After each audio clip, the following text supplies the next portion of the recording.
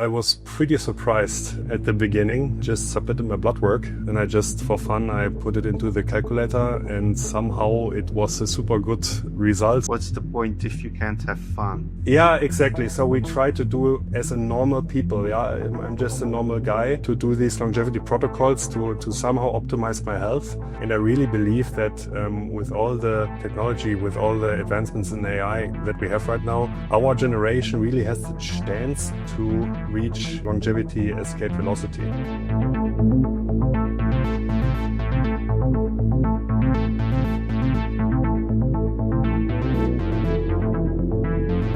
Philipp Schmeing, number 3 on a newly emerging sport on the Longevity World Cup.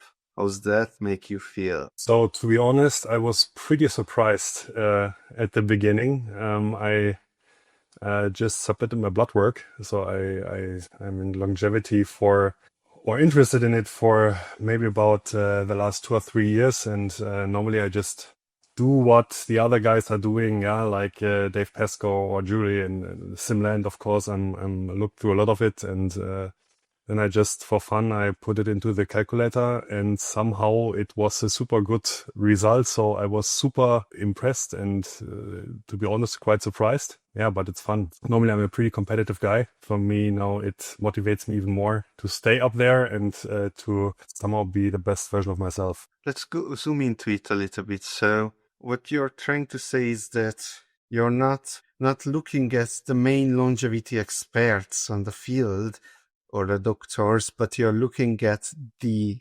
athletes, like you were talking about Julie and Dave and Mike, right? Yeah, I mean, of course, I and also Peter Attia and the other guys, I always look at some protocols that you can live by, right? So also Brian Johnson did a lot of, or does a lot of good stuff with his protocols to begin with, and I think at the end, everyone has to do their own and generate own ideas of how you can live with that or how you want to how much you want to do. But to coming back to your question is, of course, I'm looking at the literature.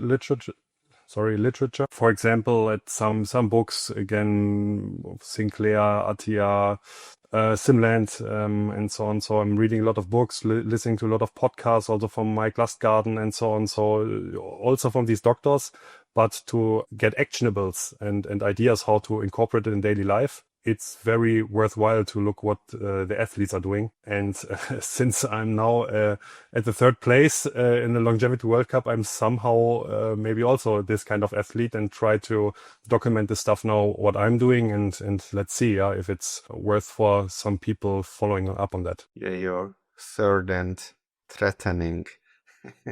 Yeah. Also number 1 in the Millennials League, right? How old are you? I'm 34. Have you ever done some other biological aging tests than pheno age? Pheno No. age, you are 15.2 years old. Yeah, that's super weird. Yeah. So no, only safer work content today, right? Actually, no. I want to try the Dunedin pace of aging. Also, Mike Lustgarten recommended it to me because I'm as a hobby, I do a lot of running and weight training, so I'm actually a marathon runner.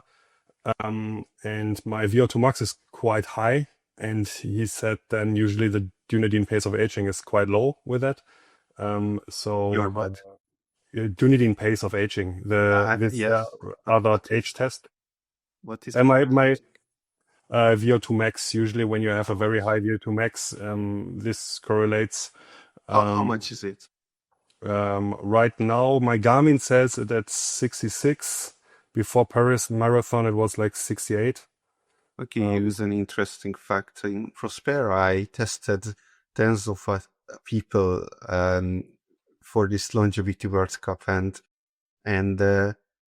one of the person who has the 2nd worst pheno age had the highest VO2 max. So he had 7 Seriously? VO2 max. So that was interesting.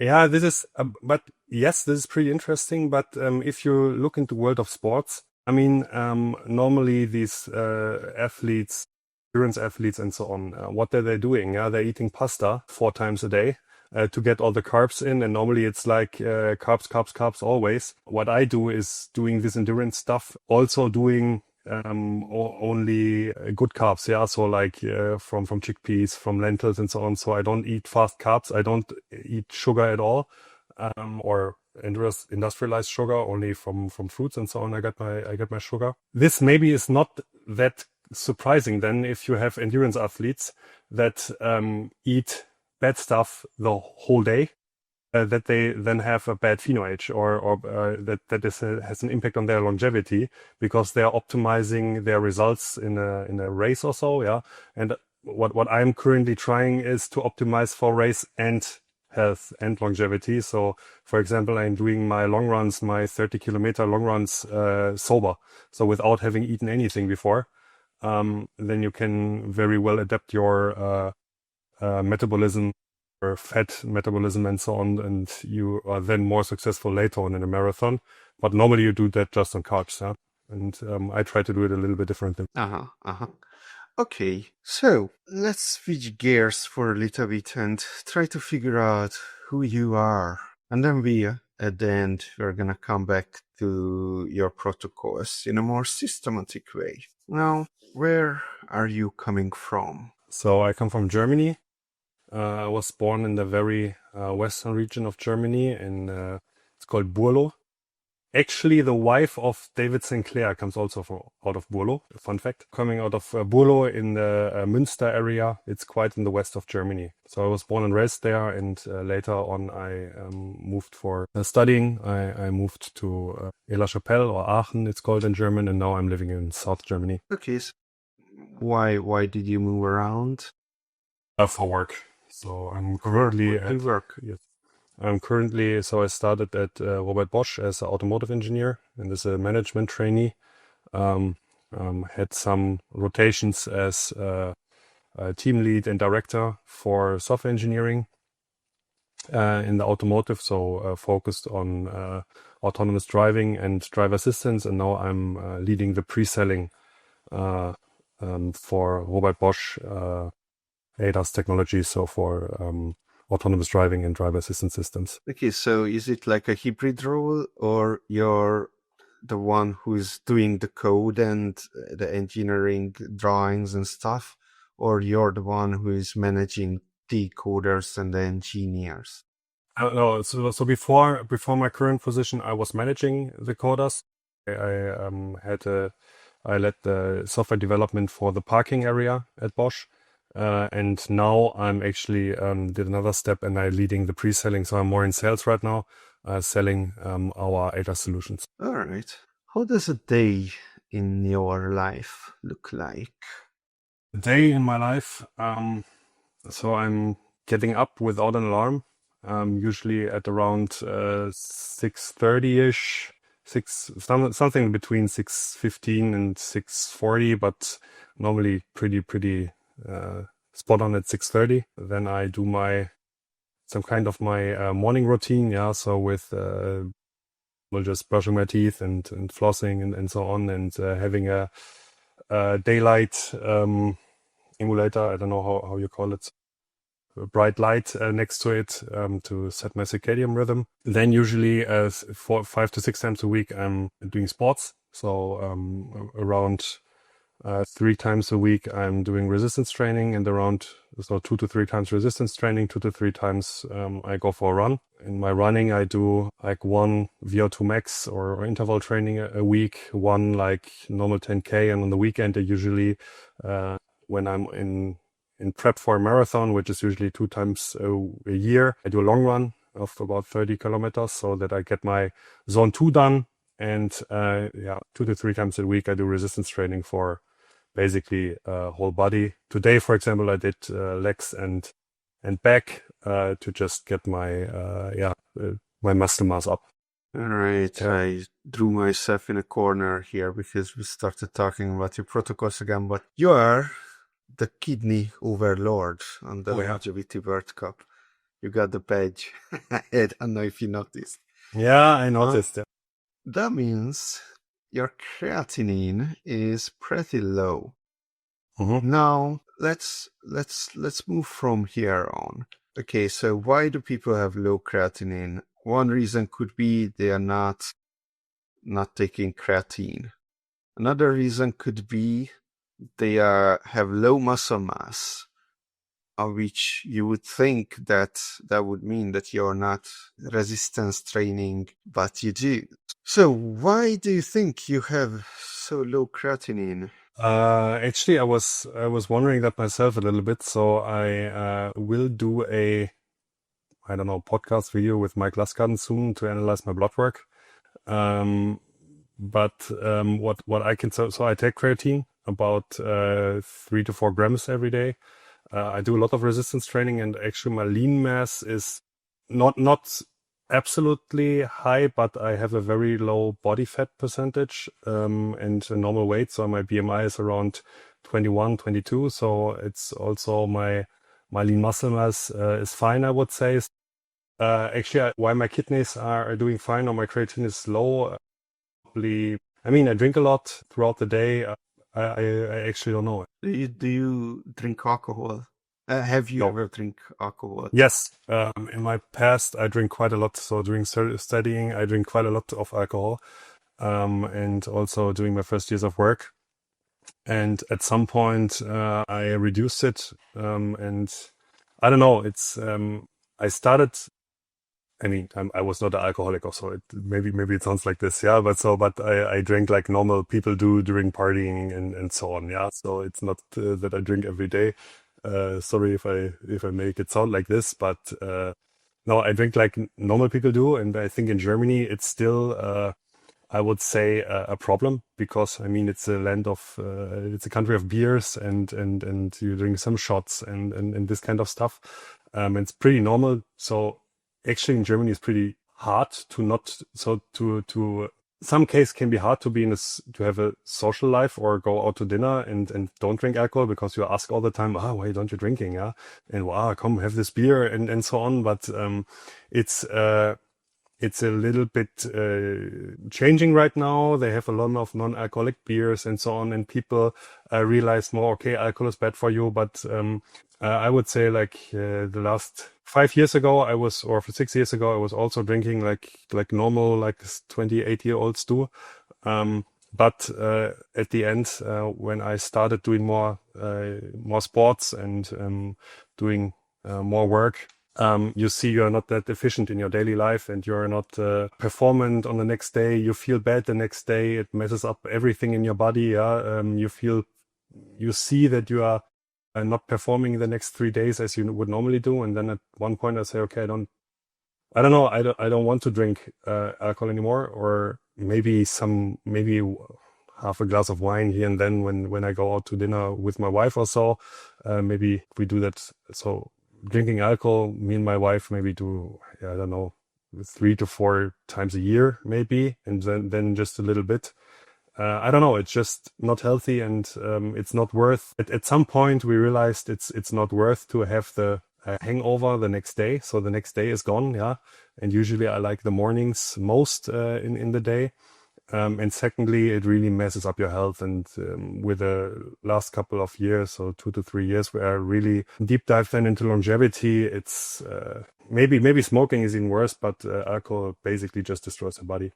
And it's not worth it. Yeah, it's not worth um, the impact that it has, I think. Yeah, so normal people, or normal German people do. So that sounds like for most of the world is a lot more than normally. Okay, okay, this will be the jump around episode.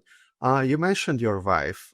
She also applied to the Longevity World Cup. What's her name? Larissa, then Larissa Larissa. Schmeing. All right. And she's on 31 right now, I think. One. Yeah. That's correct. That's correct. So how long have you been together? About 8 years. Mm-hmm. 7 to 8 years, yeah. Okay, and you're on this health journey together? Yes. So that's what is pretty fun, and what I like and what I'm pretty thankful for. is that my wife was also into this health and longevity stuff, and that means we're doing meal preps together, or my wife does it for basically our lunch. Yeah, so we usually eat the same thing during weekdays. We ate the same thing every day for lunch. So she preps it on Sunday evening or Monday morning, and yeah, usually I prep the dinner, yeah, so by doing that we are pretty healthy together, which is very nice. Yeah, also with the supplements, she's doing more or less this similar protocol. She also is doing marathons, so we are really aligned on what we are doing for health and for fitness. So we are doing that a lot together, and that makes, to be honest, also a lot easier. Yeah, hopefully also a lot more accessible, because we try it really to make we try to make it accessible and try to make it.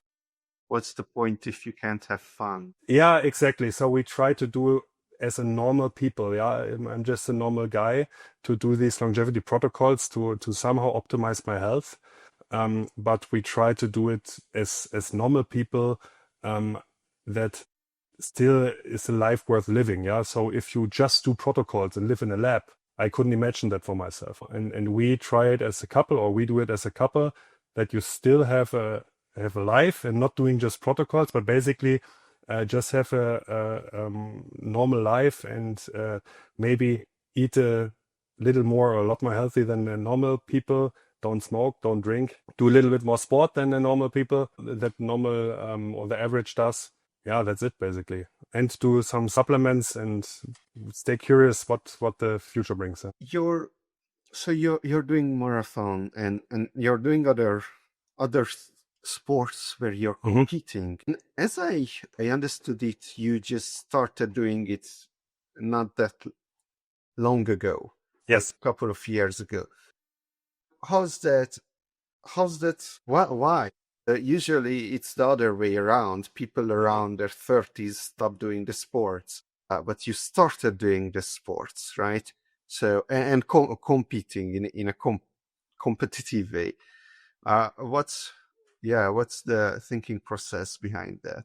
Why I didn't do it in my 20s? I mean, in my 20s, I also do a lot of resistance training, maybe not as, let's say, scientifically accurate as I'm doing it now. So based on literature and what's best for you and so on. It was more like a lot of bro science, like everyone does in their 20s, I think. And I mean, in my 20s, I worked even more, and worked very much, yeah, for our company and so on.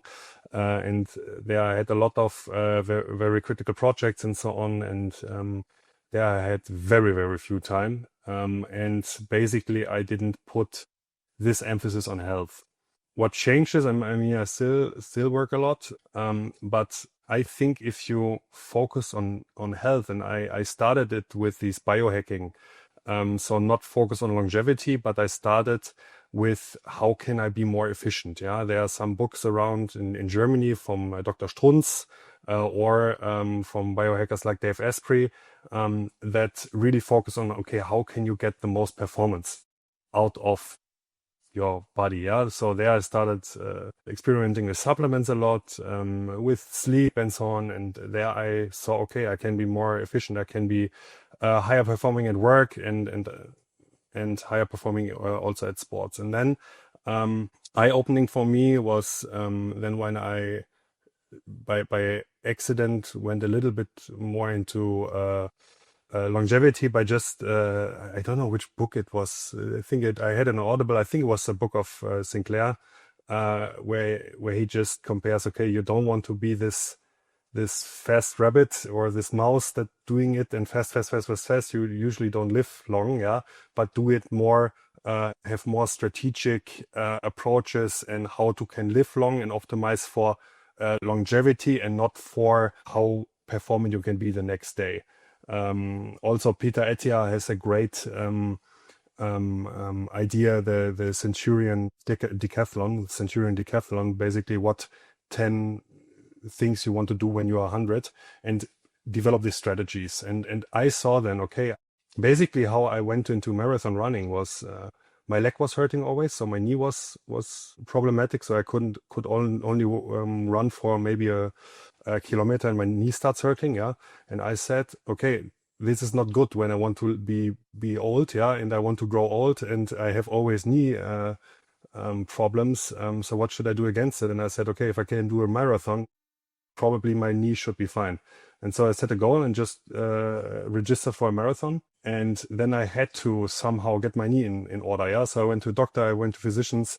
I did some training to get my knee better. And at the end of the year, I ran a marathon. And this was 2 years ago. And this is how I went into marathon running, because I just, by these longevity protocols and by having health focus also. I mean, if you want to be a good marathoner, probably don't drink alcohol and so on. Yeah. But if you do these protocols, you have more energy. Everyone who's talking to me and who's maybe doing a little bit, or I suggest do this and this, even my mother and so on, starts jogging right now at her age of 64, because she has more energy. You will have more energy, and then you can do 6 times sports a week. This is how I went into marathon, and I can tell you, finished your first marathon, it's quite addictive, and that's why I continue doing it now. And basically now this year I will run 2 marathons, and for me it's always easier, because I'm a competitive guy, to have a goal, and this keeps me up, and this keeps me doing my 30 kilometer jogs in the weekends, and getting my zone 2 done, because I have a goal that I want to accomplish in doing marathon, and then doing these health protocols and healthy eating along the way. And this is, for me and my wife, seems to be a pretty fun thing to do, and I think a pretty healthy thing to do. Let's talk a bit more about recovery, because next week we are going to have an episode that's already recorded, but we'll publish later with a pain scientist, Yes. Graham, and Philip, and Melody, and Kate from the previous 2 episodes. So that will be an interesting, nice mini arc. Now, let me throw my 2 cents on the recovery stuff. Mhm. When I was young, football was the thing that I was doing, and I got injured all the time. And the recovery advice of the day was that you're going to walk it out, you know? Like, hey, you have broken Yeah. knee, walk it out, right? So, okay, I kept walking things out and kept getting injured all the time. And I was full of injuries, all kinds of injuries. You can't even imagine. But at one point, every single weekend, game day, people were gambling with each other how long it's gonna take for my ankle to go out again. I just sprain my ankle every time. Yeah. Well, okay. Yeah, okay. So you wanted to jump in there. So go in. Oh, just continue. So sprained ankle is normally if you don't wait it long enough, yeah, it's a problem. Yeah, yeah. Okay, anyway, 5 years ago when I restarted my serious working out routine, um, I had a couple of principles put down to myself. The first and very important one is consistency. I have to consistently work out, and I did various strategies, and for 5 years I did not skip a single workout. So that's very cool. But anyway, the second principle I didn't talk about yet, by the way, in this show is that be a pussy. So what that means is that I realized that, let's say you're on a bench press and you're bench pressing and you have an uncomfortable feeling while you're pressing the bench, but it's not bad, right? Yeah. It's not bad. Yeah. It's just this movement doesn't really feel right. Something is off. You can't even say what is off, but just a little bit. And of course, usually what you do is that you're not a pussy. You're powering through it because it's not bad. But logically thinking about it, you cannot logically think about it under the bench press, but now we can. And logically thinking about it, there are so many other exercises that you can do that does not exaggerate your injuries or whatever is happening on your body. So your best course of action is just stop. And even if you don't do anything else, you just stop doing that. Like, what's in the big scheme of things? Are you going to have less muscle because of that? Not really, but you're going to have less injuries. So Yes. this realization gave me this be a pussy principle. and and it's really hard to do, right? Because you have to go at it and put your life on the line and die to push that last bench press. But really, you don't have to, and you're better off not doing it. Actually, yeah, I feel you. Yeah, especially if you're bench pressing and last week I could do more. Yeah, it's the worst thing, and then you want to do, of course, the same or more than last week, and you maybe push through the last one and say, okay, no, that was a bad idea. Yeah, I have that also with maybe pull-ups. I did this morning. I had a little bit here because I'm then a little bit too competitive also against myself, I would say. Yeah, so against myself from a week ago. However, if you don't do that, so of course it's stupid. Yeah, of course doing one too much is stupid because you're increasing a risk of injury. But if you don't have this competitive mindset against yourself a week ago or a month ago, then maybe at one point you stop working out altogether. Then I rather work out and push myself than not working out at all. So for me, it is always the idea also of getting better, of seeing results. And if I would just do the same workout for years with the same weights, maybe it would not be motivating for me. And maybe then sometimes this one too many is because of your competitiveness. But this competitiveness also brings you to push yourself every week again to do these workouts. Everyone has to make their own Yes. compromises, right? Yeah. But principle number one is consistency, right? Yes, If exactly. that really, really is your bottleneck for consistency, then you maybe push it. Usually it's not a problem. Like maybe not a bench press. I just said bench press. I actually Yeah. never had a problem with bench press. But for example, pulling the weights for back muscles, I feel a zoppy sensation in my back when I'm doing near final weight Yeah. volume, right? And I'm like, I have no idea what the heck is that. It feels so strange, but I can power through it. But should I? I think if you start working out, you should be this pussy approach is probably the best.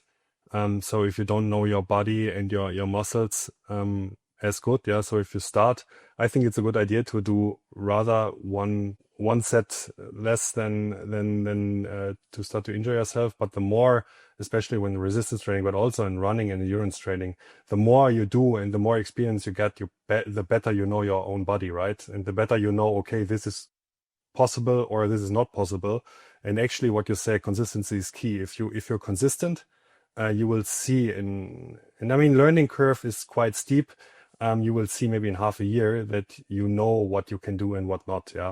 And sometimes even if you have a little bit aches in the back, a workout is even better because it gets the muscles moving, it gets the muscles warm and so on. And then most of the times you have less, for example, back pain than before. All right. Well, one last thought on this entire thingy, and let me speak against myself for a little bit because there is this idea that this is your people feel an extreme kind of feeling that they don't really feel anywhere else when they are on their last stand. You're the Viking on the bridge against 100 English soldier, right? You know you're going to die, but you're going to give all of it. Or you're David Goggins running with broken legs, right? Every day. So there is something in it, and I think that's this kind of experience is missing from the longevity mindset. But it's also a dangerous one. But, what's the point if we can't have danger? Okay. All right. Now, then, since we're at it, tell me a bit more about your exercise routines.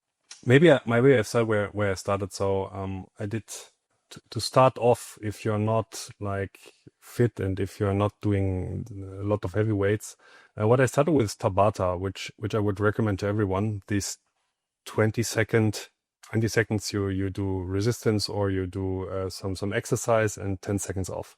Then again 20 seconds, 10 seconds, and it's the most efficient way. Yeah, it's basically with 20 sets done in 10 minutes. It's the most efficient way to get fit fast. So if you want to do a 3 month, okay, I want to get fit, my abs fit or so, do this, and you in 3 months you will have significant results. So that I did quite a long time, for a year or so, next to my running. At some point, then you need weights, yeah, and then it's difficult to have this 20-second, 10-second rhythm, and there I am now, where I basically have very little gym. I wouldn't call it gym, but in our basement, we have a couple of weights, we have a bench, and so on. So very minimalistic, pull-up bar, a dip, what's it called, a dip handle, and that kind of stuff, so that you can do the most, I would say, you can do many workouts with very few stuff you have to buy. And then I right now I'm basically just doing the classics. Yeah. So right now I'm at 3 times resistance training a week. 1 time a week I do core, so a lot of abs and lower back and so on, around like 30 sets. I try to do a lot of body weight in it. 1 time a week I do chest and abs. So like you just said, typical bench press, weighted push-ups, for example, with this rucksack on, and some dips and so on. But in every workout, I pull in, or I put in some ab workouts, some crunches, some sit-ups, and so on. So I basically always do supersets. So I do, for example, a bench press, then some sit-ups, then some pull-ups without weight when it's on a chest day. Then some, I don't know, side plank or so on, and then I start again with push-ups. I do that, and then I do the next superset and so on. And this is usually quite fun because you don't have these long wait times between exercises. And on the most difficult day I had today, for example, is back and leg, where I do around 50 sets with these weighted pull-ups, deadlifts, squats, so these heavy stuff, to just get heavy lifting done, to also improve your bone density and so on, and of course build muscle. You keep saying you're doing it. Does that mean you're not doing it together with Larissa? Yes. So this strength training we usually do for ourselves. So alone we have very similar workout routines. So of course different weights, but very similar routines. But because we are both working, and we are often doing it in between meetings. So when there's an hour free during the day, you do it. It's not always fixed. On an ideal day, I do it directly in the morning, because I feel most motivated there. Sometimes, for example, for these legs and stuff, I need to eat before, and I'm usually on a 16 to 8 interval fasting, or even 17 to 7 interval fasting. And if I feel I have to eat before, I do it maybe on the afternoon or so. So it's also dependent on our meetings, on how you feel during that day. And so it's usually that we do it for ourselves. Also because I'm listening to other music during it. Maybe she doesn't want to listen to that music. And it's, to be honest, more efficient. Because we both do this superset approach, where you can basically do set after set after set and don't have to wait. And then it's a lot more efficient. As I said, we are doing longevity and this keeping your body fit and still have a normal day. And if you then start to work out 2 hours every day, it's not handleable for, I think, normal people that have a normal job. And so we try to do it as efficient as possible. And this is normally doing it alone. This is like the Viking rock that you're listening. Exactly. Exactly. How do you sleep at night? Usually around the same hours every night. Right now, actually, I have some. I'm waking up at nights a lot. I'm still trying to fix that. But To go to the toilet? for example, yes, and Well, maybe you're not the kidney overlord. yeah, no, it's probably because I'm not only to go to the toilet, but just also waking up and then going back to sleep again. So it's this sleeping through. I just saw Dave Pascoe posting something about tart juice, so I will try that. About what? Tart juice to sleep through the Oh, night. So I usually cherry have tart no, juice, yeah. yeah, cherry to tart juice. Yes. Oh, sorry. Yeah. I usually have little to no problems falling into sleep. Yeah. But then sometimes at 4 I wake up and it's hard. Also because I have so much energy and I'm usually quite excited about the next day. This is also sometimes a problem where I say I want to have it more. I want to have morning already so I can do stuff and so on. So I'm usually quite excited about my morning coffee and morning routines and so on, and getting some workouts done and so on. Summarizing is usually I go to bed at the same, or try to go to bed at the same time every night. I normally wake up every time in the same day, and I usually get my restorative sleep. Also is always around like deep sleep around 2.5 hours, REM sleep about 1 to 1.5 hours. So about 4 hours of restorative sleep. So my sleep is, I think, quite good, but it just bothers me that I right now wake up like 3 or 4 times a night, and I currently think about how I can change it. Currently experimenting a little bit. You mentioned multiple times about your favorite time is the morning and Yes. how great it is that you get up in your bed and go right at your, I guess, your morning routines. So tell me about that. Like, what's so great about it? So first, coffee. I really like coffee a lot. Yeah. So and it bothers me. So usually I only drink coffee until like noon. Because I have the gene that I cannot metabolize caffeine very fast. So usually if I drink at like 3 or 4, it's still caffeine in my system and I cannot go to sleep well. So I usually drink coffee until noon or 1 p.m. or so. But yeah, my morning coffee is, or first when I stand up, it's a morning routine like brushing teeth and so on. Quite the same. During my brushing teeth, I actually do some exercises for my legs, some stability leg exercise. I have this balance pad, and I doing that for running. It's quite good. But in general, I think, or doing some stretching, doing this 3 to 4 minute teeth brushing, yeah, to put that efficiently in. Then like morning shower if I don't do sports before, or sports. So usually I like doing then sports gets me excited, and then the nicest part is basically getting my coffee. So usually we do a filtered or like a mixture. We do a French press.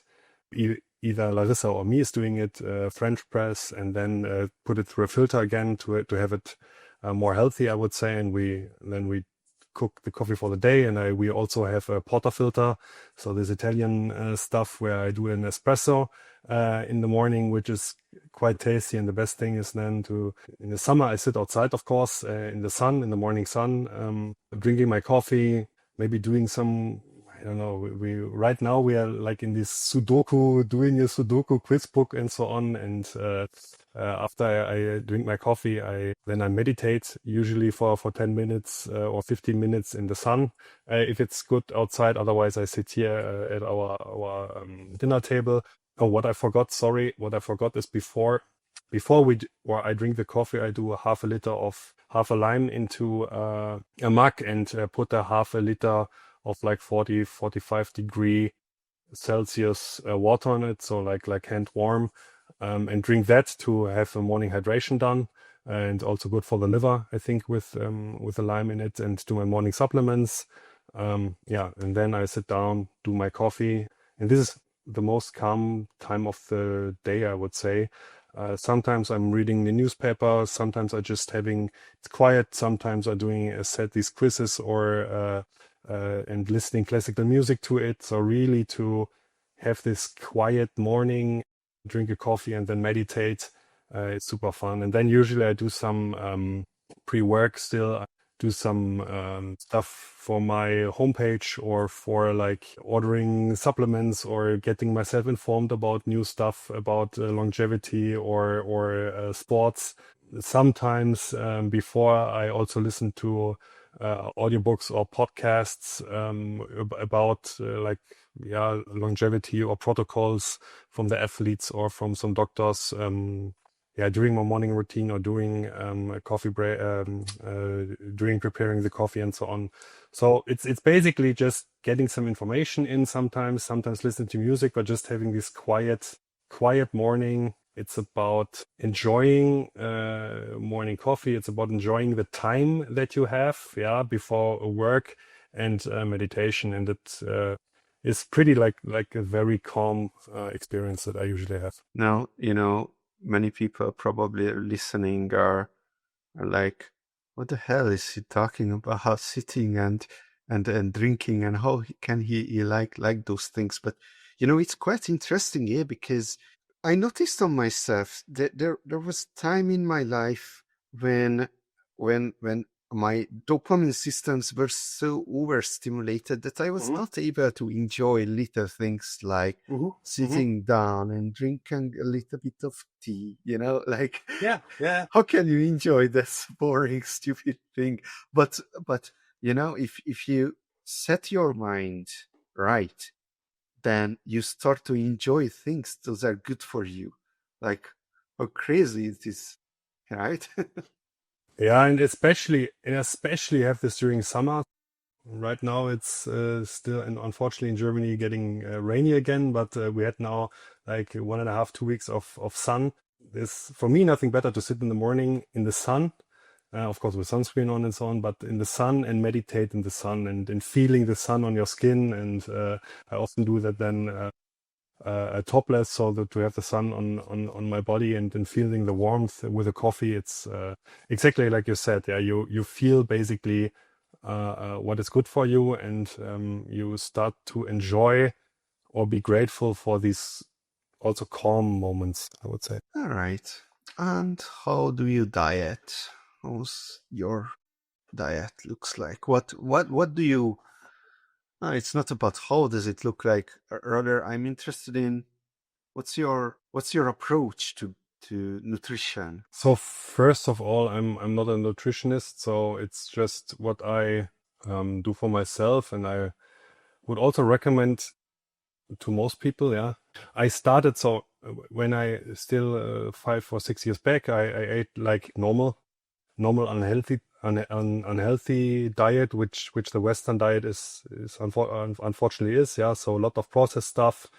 Or quite some processed stuff. When I was going to the gym, a lot of carbs and a lot of pasta and so on, to just get this energy in and to be faster, to be more muscle and so on. A lot of calories and this kind of stuff. Then to be more so in my efficiency time, so where I just focus on efficiency, right? I told you about this biohacking and how can I be more efficient during the day, faster and so on. I had this low carb diet, so not carnivore, but super low carb. Even I tried keto for a while with this bulletproof coffee approach from Dave Asprey, which I would recommend to people. And I also had more body fat at that point. Yeah, so I was not like overweight with body fat, but I had a lot more. If you're doing this, so high fat, low carb, you start to lose fat super fast. Yeah, so that was quite good, I would say. So strategy wise, it was the right thing to do. So I lost basically 0.5 kilo a day. It sounds crazy, but it's super easy with bulletproof coffee and so on, and otherwise doing interval fasting, just a bulletproof coffee in the morning. And then when I started, let's say, my longevity phase, like 3 years back now, I went to, of course, interval fasting, because I think this is the most most healthy thing from my perspective, and the most, or the thing that makes me feel healthy the most. Maybe this is also why I like the morning so much. So my first meal is typically at 11 or 11 a.m., 12 p.m., so around noon. But before that, in the morning, it just to have this, not to digest anything and so on. So I couldn't even imagine again eating breakfast. You feel so much full of energy. I have I'm usually more creative and so on. So I'm doing this 16-8 approach, or I was at some point also at the 24 approach, so only eating 4 hours a day and so on. You have to see basically how your weight reacts. Yeah. So right now I'm in terms of weight management, which I think is a lot has a lot of to do with nutrition. Is I'm looking at my weight.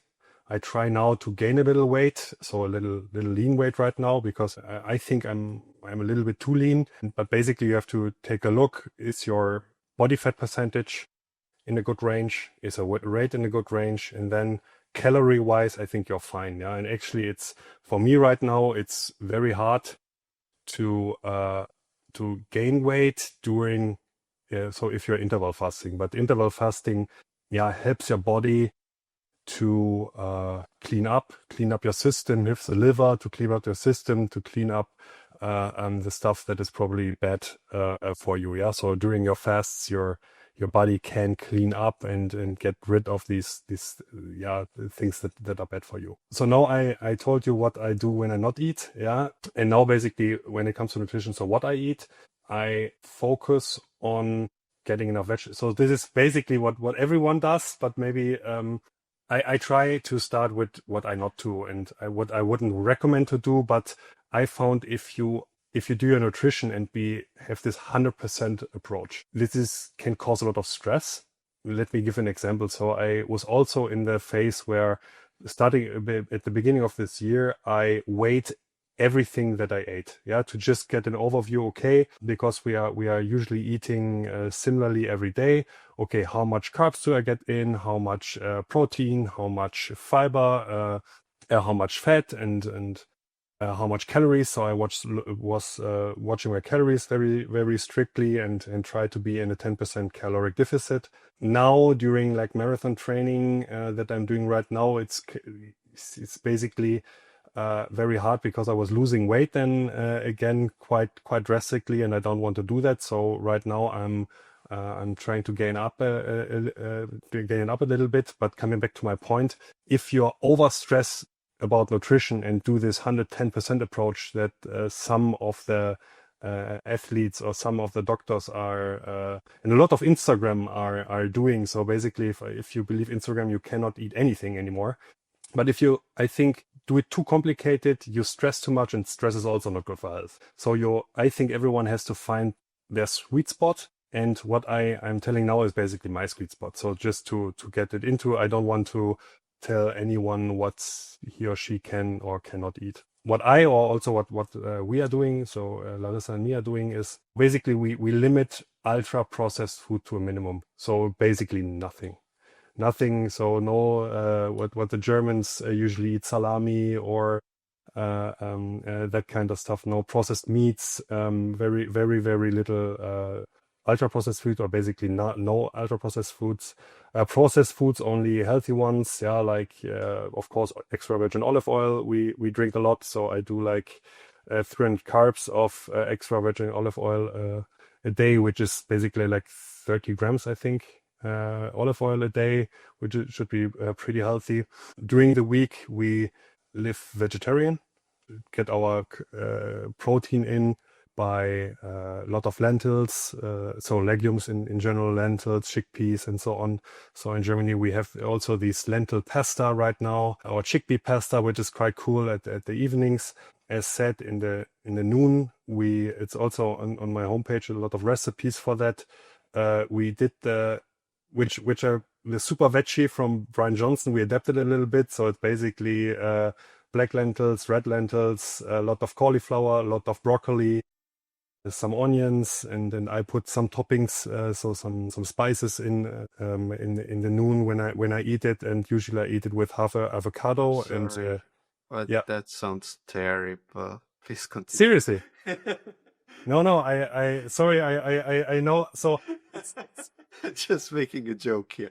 The super veggie stuff, like, you know, I tried it. I tried to yeah, do it, and but whoever I have heard to attempt to do it and keep eating it, they all run away from it. That no, yeah. No, it's then not then possible. no, no. You have to try my recipe. We adapted it. We called it now Super Veggie Schmeing style. Yeah. So we adapted it. So we got the garlic out because raw garlic is usually pretty hard. We got some stuff out. So basically just lentils, cauliflower, broccoli, onions, and some cumin and some apple cider vinegar, and that's it. And usually I eat like 900 grams of that in the noon, plus an avocado, plus some sweet potatoes, and so on. So yeah, we are focusing on really getting a lot of vegetables during the day. No ultra processed food, no processed food, or very little processed food. We don't eat sugar. So this right industry sugar or like sweets or so on. What we do is a lot of fruits. So usually I'm doing this my own ice cream in the noon, yeah, where I put some collagen peptides, some whey protein, and some Now that sounds tasty. yeah, and some blueberries, some what so frozen blueberries, and then you stir it, and then you have ice cream. It's awesome. Okay, so That we whey do. protein, collagen protein, and blueberries. Yes, Yeah, frozen that sounds blueberries. good. Yeah, and usually I put some oats, whole grain oats into it, and then you put it in a blender, and then you have ice cream. It's pretty nice. Thanks to Sim Land, it's his recipe. So Yeah, I yeah, that's why I know it's good because yeah, I tried his yes, recipe as well, and yeah. I'm like, holy shit, this is so simple It and is so good. super. It's super nice, yeah, and super healthy. And Mhm. usually in the evening, so I also like baking. So I bake my own bread. So I'm doing a whole grain sourdough bread also. So there's only whole grains, no wheat. Usually we are eating a wheat, but other whole grains sourdough breads. Basically, it's only flour and water and a little bit of salt. So that's I think pretty healthy to have this bacteria in. And then at the evening again, we eat like half avocado. We do some grilled vegetables. I have also this where I just put a lot of vegetables in the oven all together, cut it before, and then if you do it like the vegan vegetable style, it usually is in the fridge. It's good for 3 to 4 days. So that we often reuse in the evening. And like cottage cheese. So all this kind of stuff which is tasty but still healthy. Yeah? And usually we buy, and this is where we are which is pretty nice in Germany, is that organic foods, so organic vegetables. So basically, we are buying everything organic to have less of the pesticides in. And this is in Germany, it's only like 10 or maybe 10% more expensive, and it even tastes a lot better, yeah, because it's like real foods. Summarizing, we are just doing whole foods, tasty foods, and not processed foods, and no sugar. Yeah, and what we do is a lot of fruits. Yeah, so a lot of frozen fruits or an apple during the day and so on, which I like. And this is again what we talked about before. Yeah, at some point now, it's for me it's a treat. An apple, or if I eat an apple or this ice cream out of blueberries and so on, it's a treat because it's also sweet. Yeah, and I think at some point your body realizes, okay, this is good for me. You don't need this sugar bombs, this sweets that you usually do normally in a Western diet that you do. We tried it be last 2 days for marathon because there you do carb loading, yeah, but it's basically like an explosion in my mouth, yeah. And I couldn't imagine doing this on a daily basis. And it's just now it's fruit is a treat. And in the evening also we eat the Greek yogurt with a lot of walnuts in, with some seeds in, with some what's it called? These crunchy peanut butter or crunchy sunflower seeds and so on. We put in, and yeah, basically just whole foods. And on the weekend, usually we eat fish one time.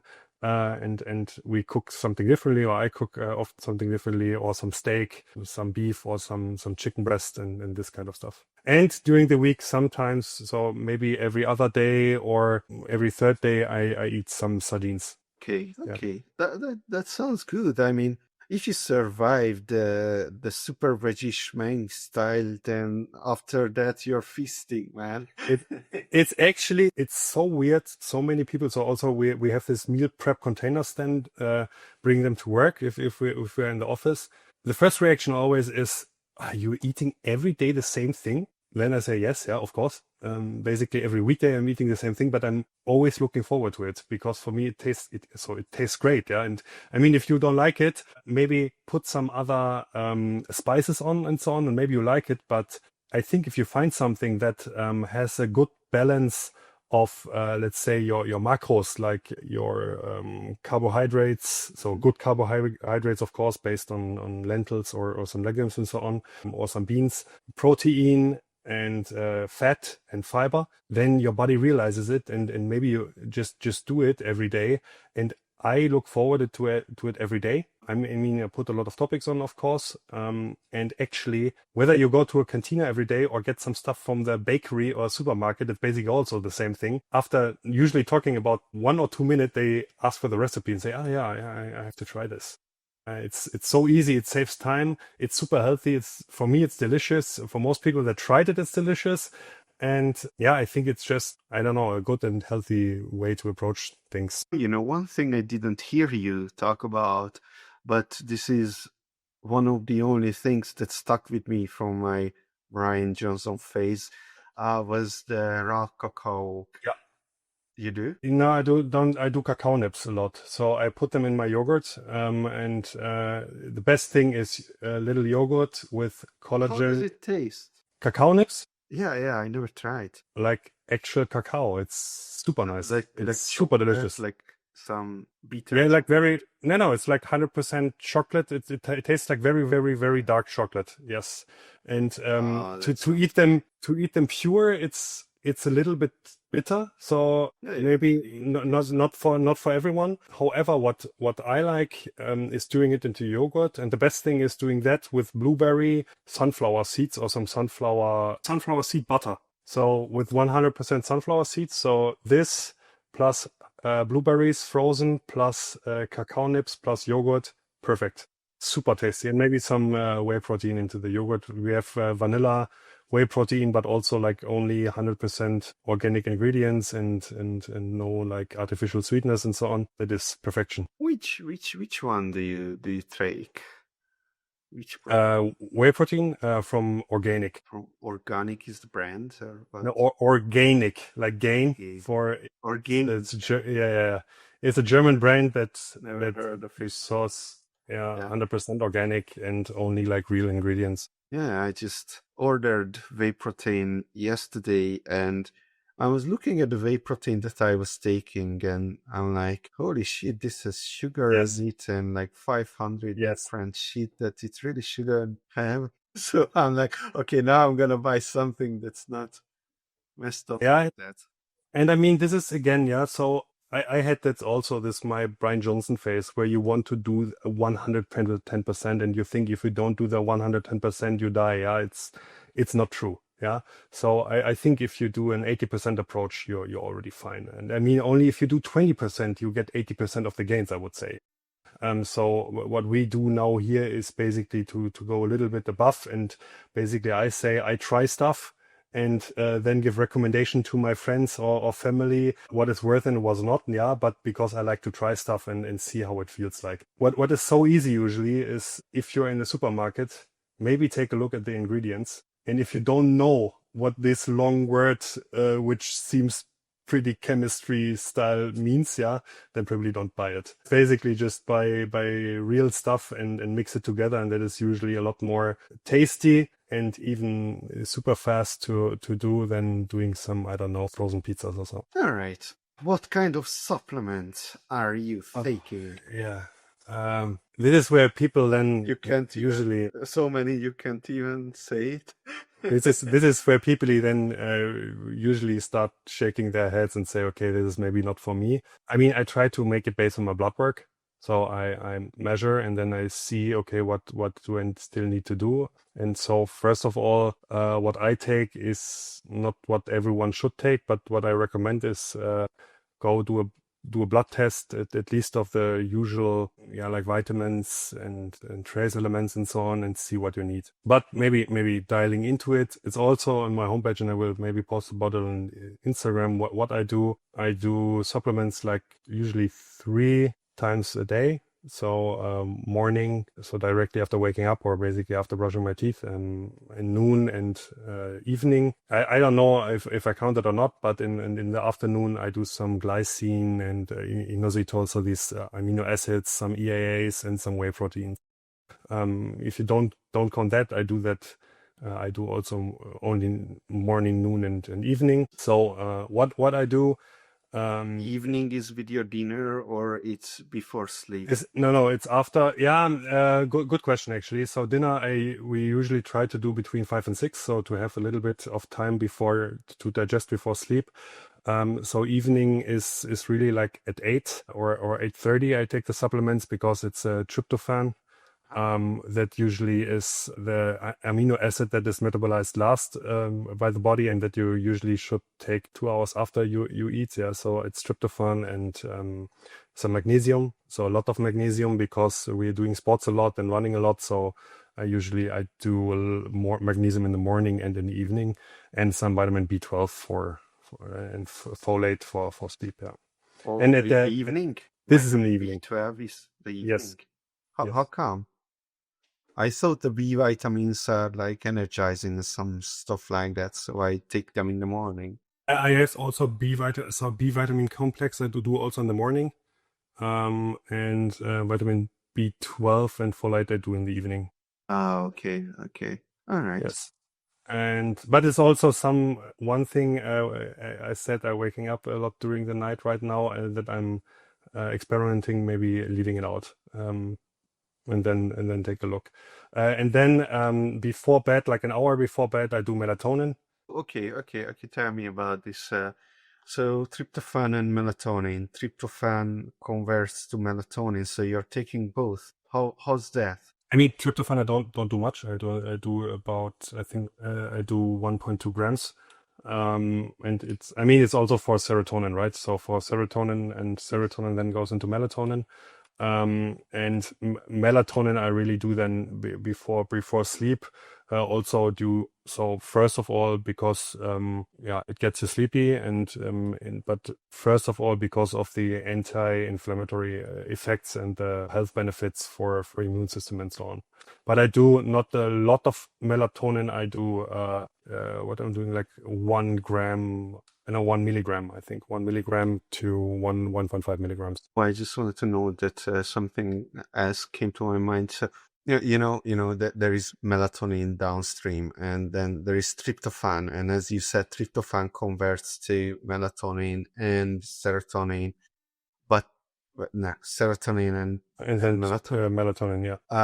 But there is also another thing there that converts to these things, which is just carbohydrates. And you know what happens when you eat carbohydrates before bed?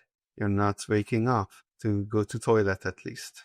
So that's Could be, yeah. interesting. Could also be, yeah. Yeah, but actually, in the evening, I do carbo. So I'm the whole day I'm doing carbohydrates. So my carbohydrate calories from carbohydrate is between 45 and 55%, which is basically based on scientific data the best that you can have. So which has the least mortality rate. So, but your veggies and stuff have a lot of water in them. Exactly. This is what I'm So experimenting. I'm Yes. talking about fast acting carbohydrates. Ah, okay. Yeah.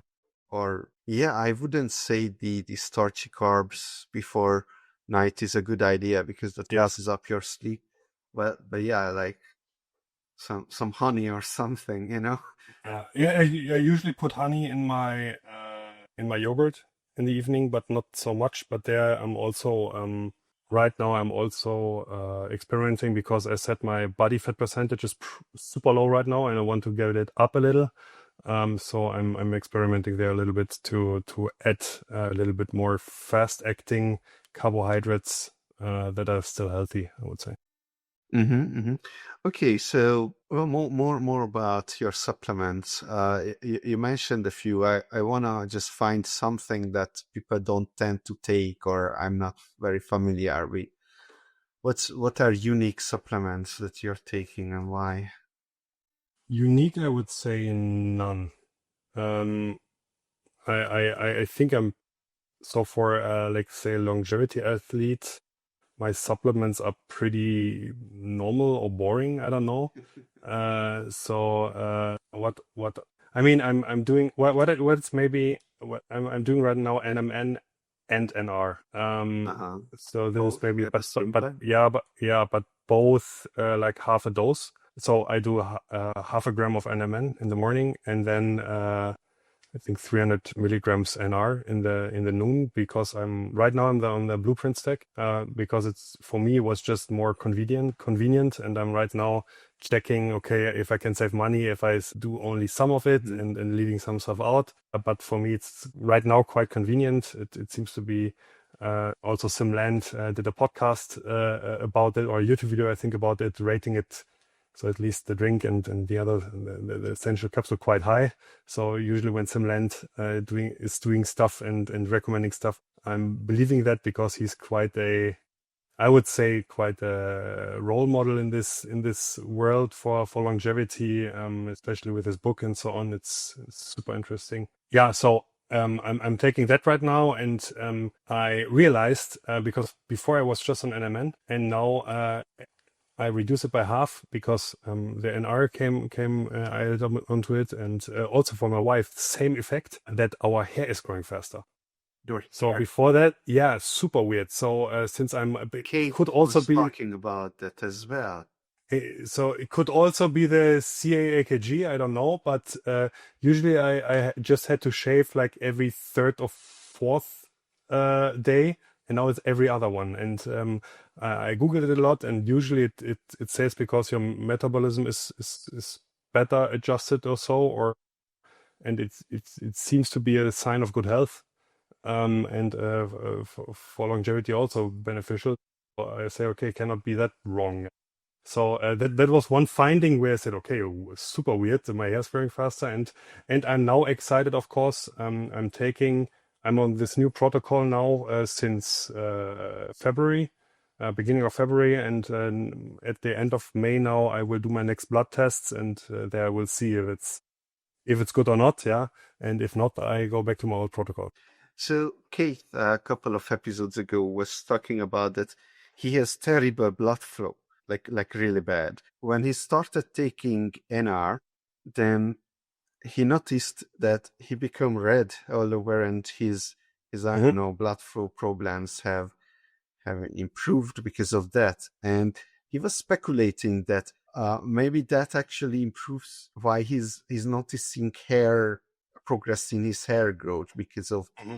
Hmm. the blood flow. You know, he's also big on inversion, so he's inverting and the blood goes down into his head. Hmm. But anyway, he thinks the NR is something that might also help with that. I don't know, So but maybe. could be, but right now I'm feeling great. Being on both NMN and NR. Maybe I start maybe mid of this year to stop taking NMN. I don't know, and just do NR, and then see how I feel. But this is basically it. Yeah. So I try to do it. It's somehow evidenced or feeling based, and then to try to see what it's worth it and what not. What I also do is basically all trace elements. So usually it's especially, for example, selenium you don't have in the grounds here in Germany. So basically every German should supplement with it because you don't get it from anywhere, anything that you eat, if at least if it's sourced in Germany. Doing this all these vitamins, vitamin E, I'm doing quite a lot because I had a deficiency there.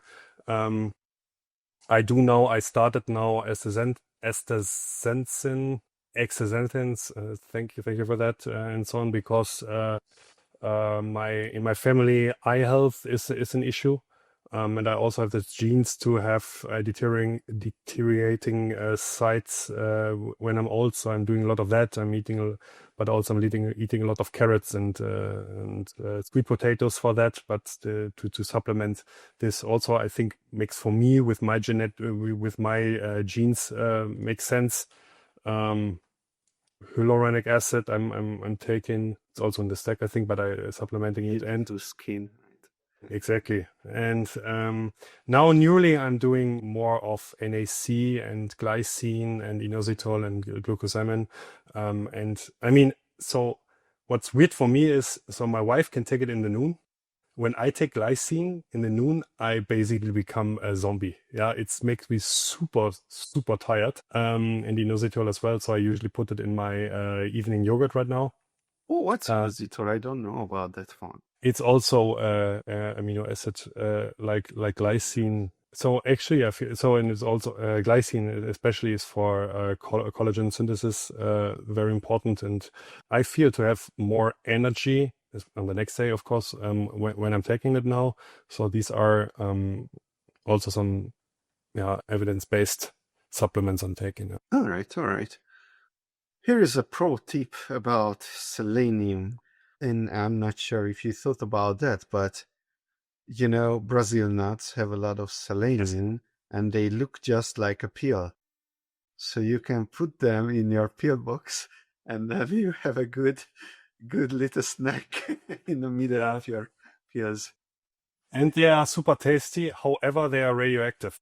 So you don't, yeah. So it's actually, I mean, in Germany, we have governmental stuff for everything. Yeah. But the recommendation is not to eat more than 2 Brazil nuts a day because they're actually radioactive. Well, okay. So firstly, you wouldn't really eat more than 2. I mean, if it's very small, then you would eat 2. Yeah. Normally, maybe you need more. I don't know, but it doesn't matter. Radioactive. What Seriously, Google it. Google it. Yeah, seriously. Why Brazil nuts? Is it only Brazil? I don't know, because I think I don't know. It's if you Google it, I think it's because I don't know where they're farmed or so. It's I don't know, but Google it. I was shocked. And is that bad? Something is radioactive. Sounds like harmless. So I don't know. if it has radiation, and I mean, it's, let's say it like this. I'm more on the cautious. I'm more on the cautious side, and I rather, so I don't like Brazil nuts so much that I say, okay, I have to overeat on them. Okay. All right, then. What's one thing that you strongly believe to be the case, but very few people agree with you on? Usually you ask that, and I should have prepared on that, I think. You know, people don't agree. I mean, you mean people in the longevity community or in general? In general, it's fine. I would actually answer two things. So the first one being more techie stuff, and maybe and the second one maybe more actionable. So the first thing is that I really believe, or I have the hope, that by doing this longevity and trying to optimize health and well-being, it's, for me, it's a no-brainer, because I mean, if you feel great and feel great for longer, and especially it's not about your lifespan, but your health span, right? So to increase that, to be able to take up your maybe your grandchildren, or my goal is it to run a marathon when I'm 80, below 3 hours and 30 minutes. Yeah. So I think that alone would be worth it. But what people don't often agree is that I'm really this tech enthusiast, and read a lot of Ray Kurzweil back in the day, or when I was younger. And I really believe that with all the technology, with all the advancements in AI that we have right now, that our generation really has the chance to reach longevity, escape velocity. Yeah, so really then have the possibility to live forever, I would say. So, or technologically live forever, to be, I don't know, have your mind uploaded in a machine. And I know for a lot of people that is scary. And a lot of people say, no, no, no, I want to die, or no, I don't want to live forever. And that they don't, so I want to live forever. Yeah. Or I would like to live forever, because I think I'm also a guy, I would never be bored. I would always find to do something. And this, I feel a lot of people are not agreeing with me upon. But I usually say, so having the possibility to live forever is nothing else than to have the decision to turn off the switch, your life switch, for yourself. Yeah. So basically, if you could live forever, you can decide also to die tomorrow. Yeah. But at that point, you're not doing this fight against death anymore, but you can decide when it's over. Yeah, but having this possibility, I think probably it's 1,000 years from now, but probably it's also, and I strongly believe maybe it's 100 years from now, and alone, and this alone is worth to try to live and be healthy as long as possible. Well, that's well said. Is there any place you would like to point people's attention to, in a selfish way, in a Ayn Randian capitalist selfish way? Are you selling something on the internet marketplace, or Me myself, uh-huh, uh-huh. no.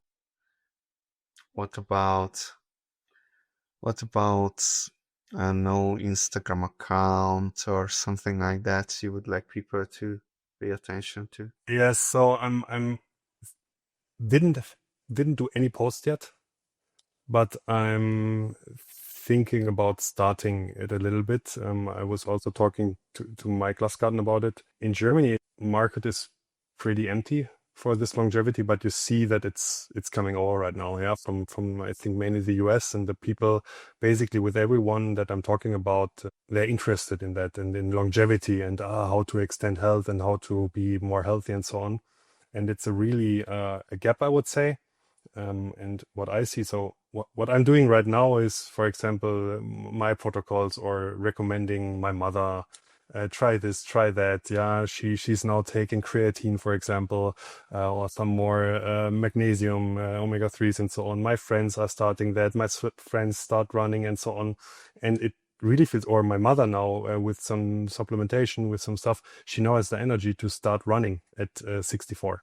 Yeah, and so she started the hobby of running, and this is for me, it's a great feeling, and I'm thinking about now to start doing it a little bit on Instagram, to just having these ideas also in German, then to put these ideas out more in Germany, or these actionable stuff. I call it longevity that is worth living for, yeah, or longevity in Lebenswert is in Germany, in German. So basically for normal people, when you just do 50% or 40% of it, that you can have 80% of the gains or the benefits of it. Yeah, but I don't like Instagram so much, because normally I think it makes people more sad. It's very addictive, and but it's the fastest way to reach people, you know. And for me, I'm still in this decision phase if I want to post a little bit more on Instagram or not. But right now, I'm not doing it. Right now, I didn't put out any posts on Instagram, but I'm thinking about doing it a little bit. You can advertise longevity in Germany in a way that you want to put back Oliver Kahn into the German national teams. That would be awesome again, yes. Right? So exactly. Everyone, it's a national interest for us to work on. The Titan, yeah. Okay, well, guys, if you would like to see the perfect Instagram post that Philipp is thinking about it for the last, I don't know, 2 months, then follow him and you'll see. So that was great. Thank you very much. Oh, and next week, don't forget to check in, because Philipp will be back. Thank you, Philipp. Excellent, Adam.